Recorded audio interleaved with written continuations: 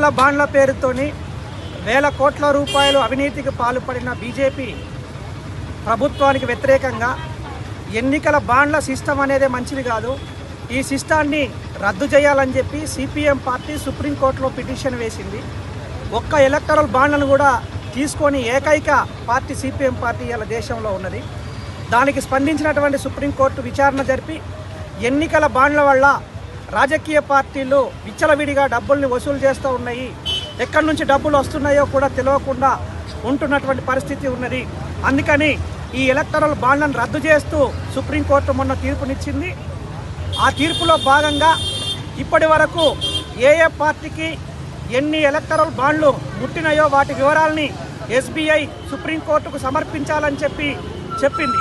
కానీ ఇప్పటి వరకు సుప్రీంకోర్టుకి ఎస్బీఐ మేనేజర్లు కానీ చైర్మన్ కానీ ఆ వివరాలని సమర్పించడం లేదు.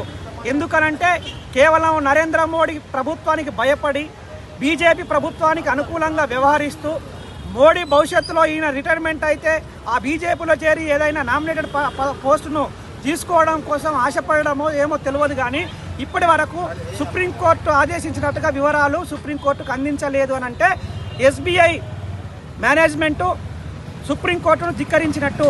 అందుకని వెంటనే సుప్రీంకోర్టును ధిక్కరించినటువంటి ఈ మేనేజర్లను అరెస్టు చేయాలని చెప్పి సిపిఎం పార్టీ డిమాండ్ చేస్తూ ఉంది. ఎన్నికల కన్నా ముందే ఈ బాండ్ల వివరాలను దేశ ప్రజలకు తెలియజేయాలని చెప్పి కోరుతా ఉన్నాము.